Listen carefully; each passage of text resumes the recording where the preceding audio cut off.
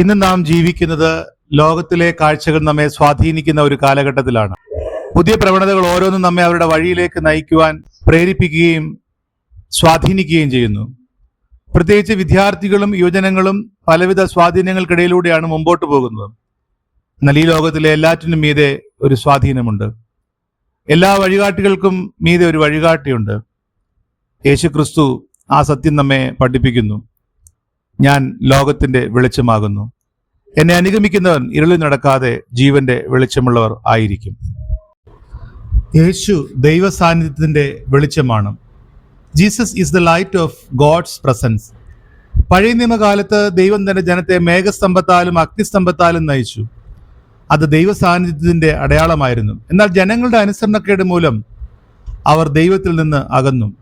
യോഹന്നാന്റെ സുവിശേഷം 8-ാം അധ്യായത്തിൽ യേശു പറയുന്നു, ഞാൻ ലോകത്തിന്റെ വെളിച്ചം. ഇത് പ്രഖ്യാപിക്കുമ്പോൾ ദൈവത്തിന്റെ മഹത്വവും സാന്നിധ്യവും മനുഷ്യരിലേക്ക് വീണ്ടും യേശുവിലൂടെ വന്നിരിക്കുന്നു എന്ന് അവൻ വെളിപ്പെടുത്തുകയാണ്. ഇരുണ്ട മുറിയിലേക്ക് ഒരു വിളക്ക് തെളിയുമ്പോൾ എല്ലാം വ്യക്തമായി കാണുന്നത് പോലെ യേശു നമ്മുടെ ജീവിതത്തിന്റെ സാന്നിധ്യമായി വരുമ്പോൾ നമ്മുടെ ആശയക്കുഴപ്പവും ഭയവും നിരാശയും നാം അഭിമുഖീകരിക്കുന്ന എല്ലാ തടസ്സങ്ങളും അകന്നു പോവുകയും അവൻ നമ്മുടെ എല്ലാ വഴികളെയും പ്രകാശിപ്പിക്കുകയും ചെയ്യും. ആ സാന്നിധ്യത്തിന്റെ വെളിച്ചം തിരിച്ചറിയുവാൻ ശ്രമിക്കാം. 2, എല്ലാവരും വെളിച്ചത്തെ സ്വീകരിക്കുന്നില്ല. Not everyone accepts the light. യേശുവിന്റെ വാക്കുകൾ കേട്ടപ്പോൾ പരീശന്മാർ അവനെ വിശ്വസിച്ചില്ല. അവർ യേശുവിനെ ഒരു സാധാരണ മനുഷ്യനായി മാത്രം കണ്ടു. അതുകൊണ്ട് അവർ ആ സത്യത്തെ തിരിച്ചറിയാതെ പോയി. ഇന്നും അതേ അവസ്ഥയാണ്. പലരും യേശുവിനെ നല്ലൊരു മനുഷ്യനോ വലിയ അധ്യാപകനോ ആയി മാത്രം കാണുന്നു. എന്നാൽ യേശു അതിലും വലുതാണ്. അവൻ ദൈവപുത്രനാണ്. പലപ്പോഴും പ്രശ്നം തെളിവുകളുടെ കുറവല്ല, ഹൃദയത്തിന്റെ അടച്ചുപൂട്ടലാണ്. ദൈവത്തിന്റെ വെളിച്ചം നമ്മുടെ ജീവിതത്തെ മാറ്റണമെന്ന് നമ്മൾ ആഗ്രഹിക്കാത്തപ്പോൾ നാം അവനെ നിരസിക്കുകയാണ്. നമ്മുടെ ഹൃദയം അവനെ സ്വീകരിക്കാത്തപ്പോൾ നാം അവനെ തള്ളിക്കളയുകയാണ്. അതുകൊണ്ട് വെളിച്ചത്തെ കാണുക മാത്രം പോരാ, നാം അവനെ സ്വീകരിക്കുവാനും അവനെ പിന്തുടരുവാനും തയ്യാറാകണം. 3, യേശുവിനെ പിന്തുടരുന്നവർക്ക് ലഭിക്കുന്ന അനുഗ്രഹങ്ങൾ. Blessings of following Jesus. യേശുവിനെ അനുഗമിക്കുന്നവരുടെ ജീവിതത്തിൽ വലിയ മാറ്റങ്ങൾ സംഭവിക്കുന്നു. അവൻ അജ്ഞതയ്ക്ക് പകരം സത്യം നൽകുന്നു. അവൻ പാപത്തിന് പകരം ക്ഷമ നൽകുന്നു. നിരാശയ്ക്ക് പകരം പ്രത്യാശ നൽകുന്നു. ഭയത്തിന് പകരം സമാധാനം നൽകുന്നു. മരണത്തിന് പകരം നിത്യജീവൻ നൽകുന്നു. കടലിൽ സഞ്ചരിക്കുന്ന കപ്പലുകൾക്ക് വിളക്കുമാടം വഴികാട്ടുന്നത് പോലെ ജീവിതയാത്രയിൽ യേശു നമ്മെ സുരക്ഷിതമായി നയിക്കുന്നു.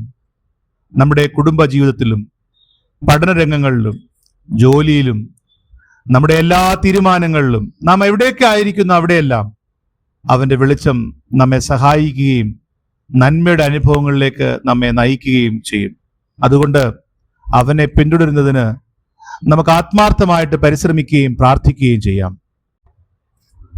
പ്രിയരെ, ലോകം നമുക്ക് അനേകം വഴികാട്ടികളെയും സ്വാധീനങ്ങളെയും മുന്നിൽ വയ്ക്കുന്നുണ്ട്. എന്നാൽ അവയിൽ പലതും താൽക്കാലികമാണ്. ഇന്നുള്ളത് നാളെ ഇല്ലാതാകാം. പക്ഷെ യേശുക്രിസ്തു അവനൊരിക്കലും മാറാത്ത വെളിച്ചമാണ്. അവൻ ഇന്നും നമ്മുടെ ജീവിതത്തെ പ്രകാശിപ്പിക്കുന്നു.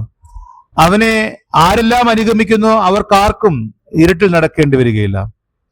അതുകൊണ്ട് നമുക്കൊരു തീരുമാനമെടുക്കണം. യേശുവിനെ എൻ്റെ ജീവിതത്തിൽ കർത്താവായി, എൻ്റെ വഴികാട്ടിയായി ഞാൻ അംഗീകരിക്കുന്നു. അവൻ്റെ വെളിച്ചത്തിൽ നടക്കുവാൻ ഞാൻ തീരുമാനിക്കുന്നു. അത് മാത്രമല്ല, മറ്റുള്ളവർക്കും ആ വെളിച്ചം പകരുവാൻ ഞാൻ എന്നെ തന്നെ സമർപ്പിക്കുന്നു. അപ്പോൾ നമ്മുടെ ജീവിതം മാത്രമല്ല, നാം ആയിരിക്കുന്ന സഭയും ഇടവകയും സമൂഹവും എല്ലാം പ്രകാശപൂരിതമായിട്ട് മാറും. അതിന് ദൈവം തമ്പുരാൻ നമ്മെ സഹായിക്കട്ടെ. ഞാൻ ലോകത്തിന്റെ വെളിച്ചമാകുന്നു. എന്നെ അനുഗമിക്കുന്നവർ ഇരുളിൽ നടക്കാതെ ജീവന്റെ വെളിച്ചമുള്ളവർ ആയിരിക്കും.